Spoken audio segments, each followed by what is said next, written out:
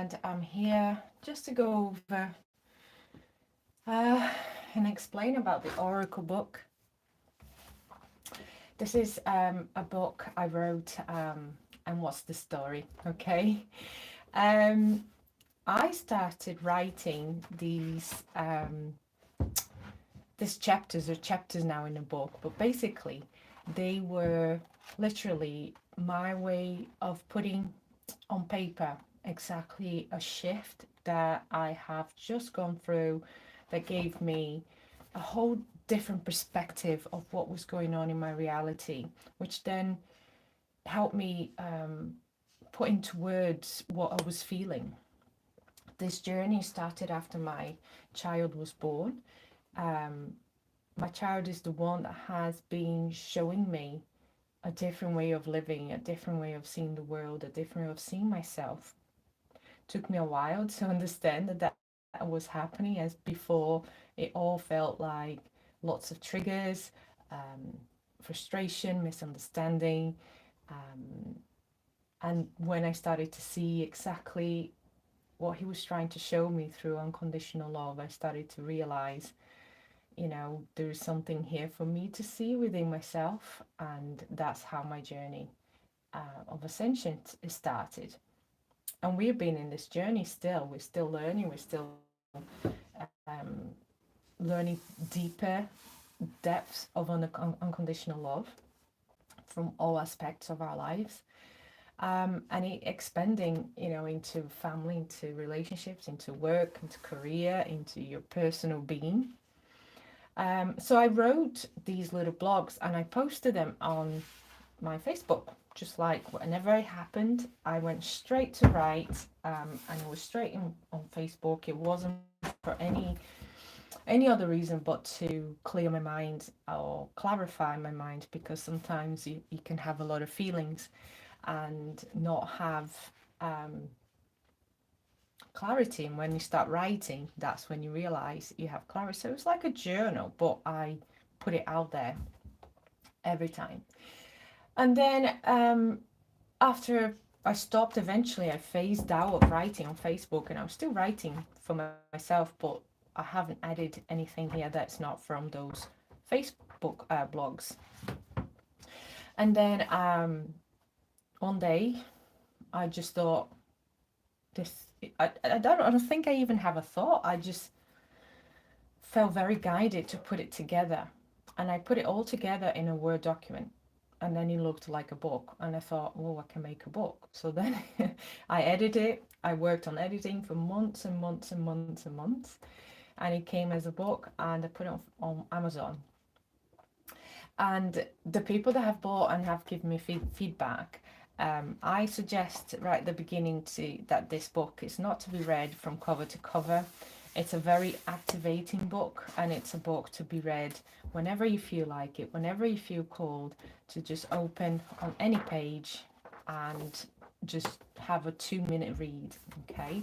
Because it does bring different perspectives, different clarities, different views, different understanding of what you're going through and what you're going through on your day-to-day life. It's really starting to see your 3D life more expanded into the 5D, understanding how the universe is working through your 3D life to help you understand higher levels of unconditional love.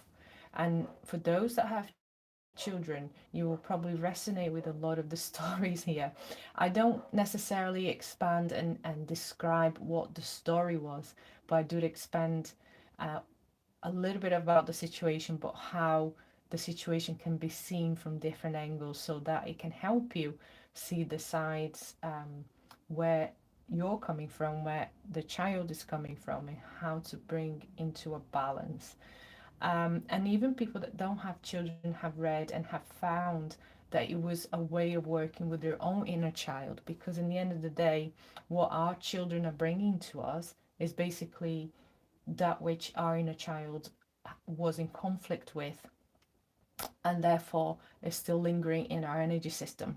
And they're here to help us see this, because in the end of the day, no matter how awakened they are. They're all coming, these rainbow children and crystal children, they're coming very, very awake to the 4D, 5D, but they have the 3D to navigate, which is very dense for them.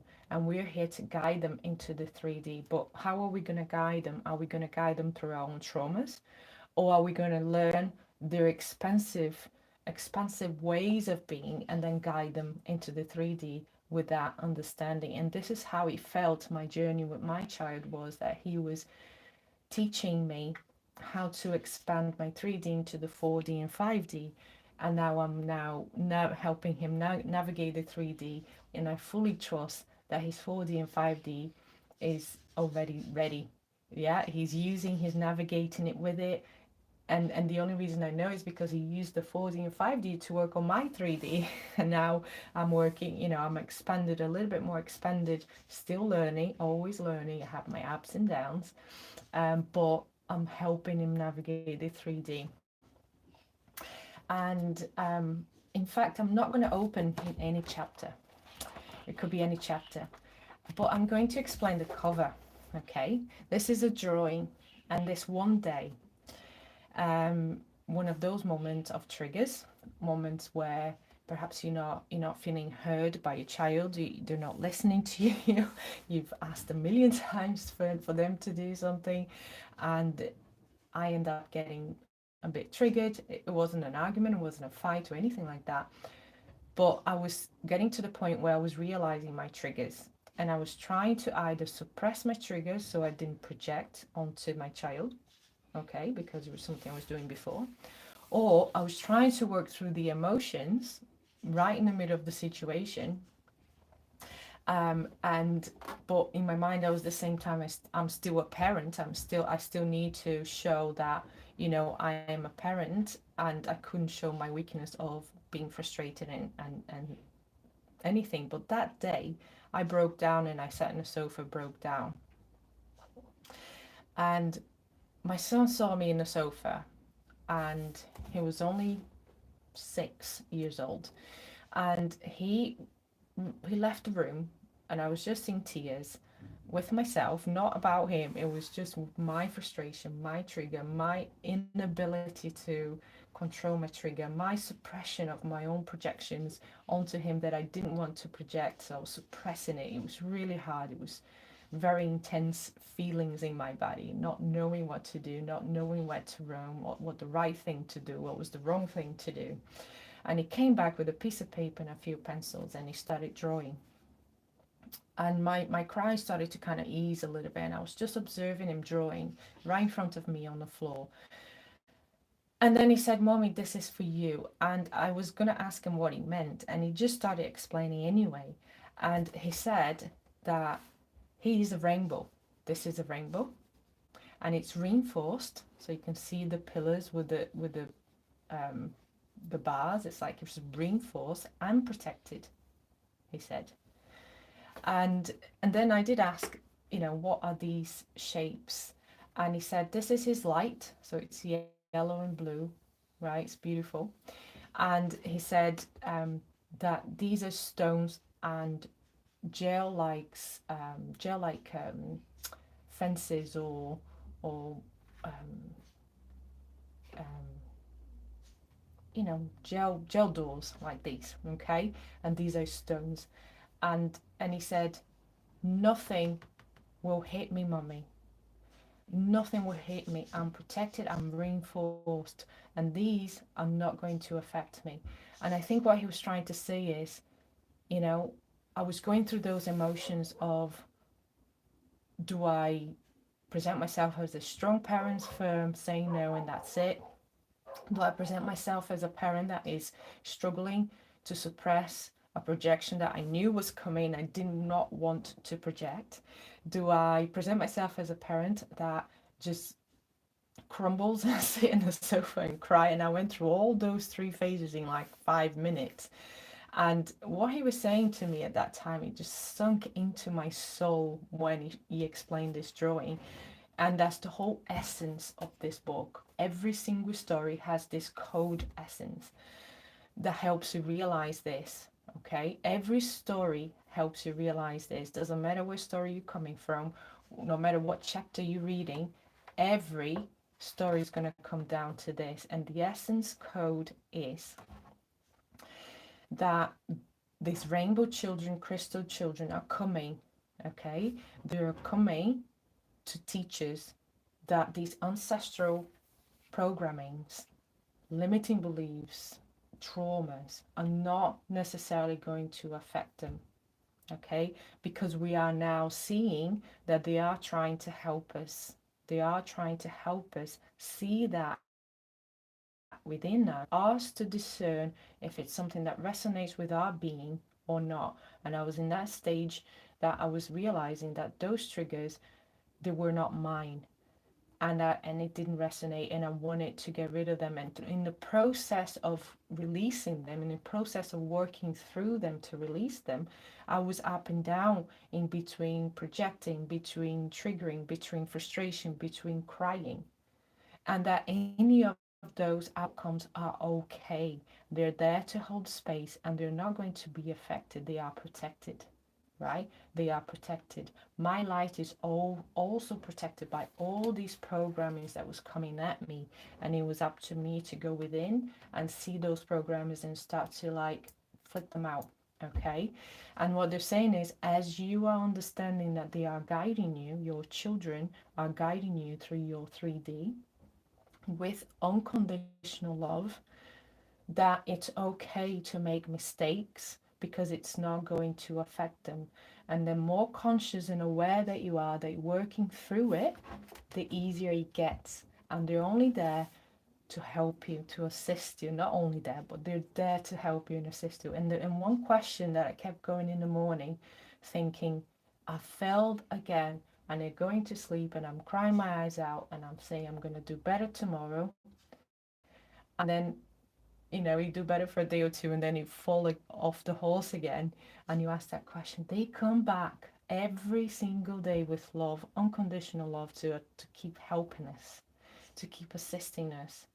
And I started to realize that I needed unconditional love towards me as well, to be able to allow me to continue, to allow me to try and not fall into the guilt, self-blame, self-guilt, self-shame, mother of pearl that was falling in every night when I felt like my day had failed, um, through this process of releasing my limiting beliefs, my programming, without affecting him.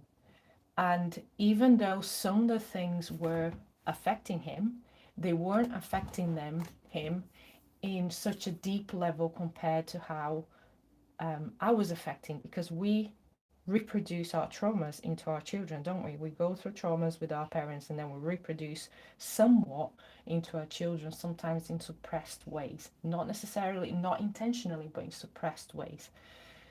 And yes, he was experiencing those vibrations, but he wasn't living the trauma. And what helps them understand is, even through that journey, they are learning that these vibrations exist. And they're coming back with unconditional love. So they're already so in deeply in resonance with the frequency of unconditional love, that even through vibrations like that, projection and frustration, and a mom or dad shouting, or anything like that, yes, it will affect them a little bit, but it will also show them that this exists in the world. And when we are coming back to ourselves, we are then teaching them how to then navigate through those dense emotions without the damage, without the trauma. And this is what's happening now. I'm still working through this journey. There's lots of things he still shows me, but there's a lot of things now that the soul contract is somewhat like flipping, where I'm helping him navigate these dense energies in the world. He's 9 years old now. He's starting to see that the world has different lenses, right?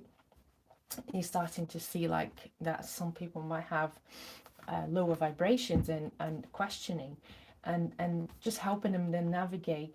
And I totally go back into my mind, and I think, how would I have explained this to him 10 years ago? if he was asking the same question, I would have been answering completely differently. But today there is this much more expensive way of thinking into unconditional love, and understanding that people have, have their backgrounds, have their issues, and they're working through it, and we hold space and we give them love, and it's not something that these children's of today don't know. They already know, but it's put into 3D words, it's put into 3D situations, okay, and they can navigate this. They can navigate this really well. So I've learned to trust my child in so many aspects of on a day-to-day basis, and of course finding balance in there. Yeah, it's not just one-way trust, it's reciprocity. We need to build that reciprocity between any relationship. So this is the story of the book cover, and this is my, you know, empathic old soul journey through powerful earthly experiences. And this is what I mean. These are experiences that were happening every day that you can resonate with in your day-to-day life, with your relationship with your children, and if you don't have children, with your relationship with your inner child. And because it's I'm reading it back, it's a reminiscence of my soul ascension to unconditional love, which I'm still going through. But for me today, it's an oracle book, and every time I open the book and I go, oh, look at that. Awareness of projecting, okay? Every time I open the book, I get my own messages back, and I think, I hope, my knowingness, my wisdom is here to for me to receive these gentle reminders. It has been so enlightening to just open the book and be able to read my own words, and my ego smirk. Right, I'm reading my own words and reminding myself that my ego is smirking, and it is. Look at the chapter just coming up. It's all true, right? It's all true. I'm very proud of this book now, and have hidden this book for 2 years, 2.5 years. I have hidden this book. I have trusted and believed what's in it, but I had anxiety and worries and how people would take it, and I still do. And I'm here recording this video, but setting a much different energy lately about my own book. Yeah, and I believe in the feedback that I have received from the few people that have got my book, and I truly believe, but I still have to work through, you know, to be seen, to be understood, not to fall into my own worries, um, you know, being able to see the good in everything. Okay, oh yeah, this was a beautiful exercise that we did together on one day. It was quite amazing. And so this is a good chapter to read, page 148. um, and that fear of anyone reading this, and that I think the fear is people thinking, oh, she knows everything. I don't. I don't. But I knew that moment. I knew that specific moment in my life that something shifted. Something was an epiphany. Okay, I mean, I can't believe the pages are just coming up like that. It was my epiphany. That moment, I knew something changed, and that moment, I was going from one lenses to another, and I only wrote about that moment. So it doesn't mean I knew everything, and I didn't at that time. I was discovering. This was a writing about discovering that specific moment. And that's one of my fears, that people might judge me and say, oh, she knows everything, because I don't. I'm still learning. But we all have wisdom. We all have wisdom, and we all have a choice to share. And those that have chosen to share are going in that journey of learning how to share, so that it's a sharing that it's reciprocal for everyone, that it's beneficial for the highest good of all. Um, and this is where,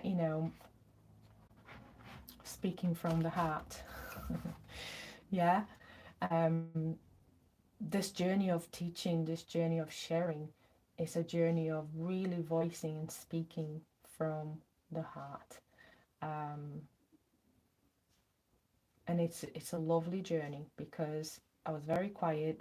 I was I can still be very quiet, but I can go days without speaking, just in my head, and it's not the best thing in the world, is it? Um, but I could do that in the past, but I have come out of my mind a bit more. I have gone into my heart a bit more, and from my heart, I'm coming out with my voicing, and it's making a whole of difference to my reality, and I'm sure it's doing to yours as well. So meditating, being able to connect with yourself, and trusting that you are able to observe and watch your child build character instead of shape their character. um, we had a little chat last night before bed about, I think, just about this, him. I was said to him, I said, I'm so proud when I watch you being your own self, building your own character. And mommy likes to watch that, because I don't like to shape who you are. I like to see who you can become. And he just said a few nice, lovely things, recognizing about himself, about what he feels his uniqueness are, and that he knows that everyone's uniqueness helps him work as a team. And it was just lovely to hear that, for for his age, and they are so awake. They have all that within them. Every single child have that within them. The more we validate them, the more we trust that they do, the more they show it. And this is where that trust has needs to come a bit more from the parents, to be able to allow them to flourish that. And working through our inner child, it was what was showing me that if I went through that shaping of my own character through growing up, which perhaps we all did, right? It was a way of raising children. We shape as much as possible. Make sure you raise them to the world, right? We raise them to be ready to face the world. These children today, they're not coming to face the world, they're coming to work with the world. So they're already coming with much higher perspectives of unconditional love and how to apply it, how to use it, how to be. And all we need to do is really observe and learn, because it's amazing what messages they can bring to you. And you probably experienced this, where your child just comes up with things to say that you think, where did that come from? But it sparks something within you.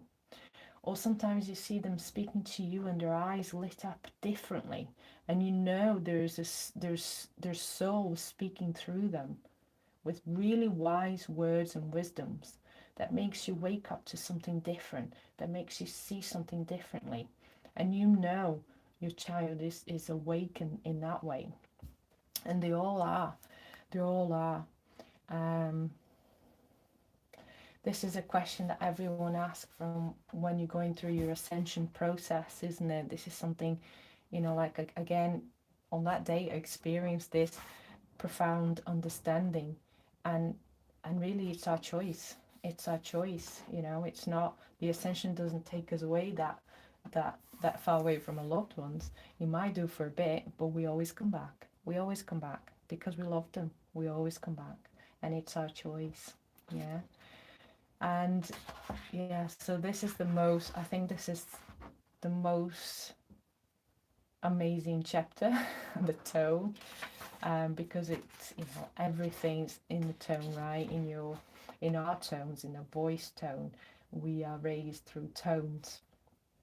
And that's one of the first awareness I had about how I was speaking to myself, to others, with my child, and how that can trigger people, and how I was getting triggered by other people's tones. And gosh, it's a world of awareness and epiphanies just to observe this. Um, so yeah, I'm looking forward to hearing your feedback from, any experiences you have had with this book. I'm starting to really release them to the world with ease. And like I said, I'm working through this, and I'm working through this, and this video is part of that work. And I hope that it just goes out. It just goes out. So here I'm just going to take one little card. Bald eagle, the emperor. ambition, fearlessness, leadership. And this is what I'm working through. I'm not there yet. I'm working through it to be able to have this ambition about myself, understanding, accepting, even accepting my own book fully, fully. Yeah. Yes. Thank you so much for being here, and we'll speak soon.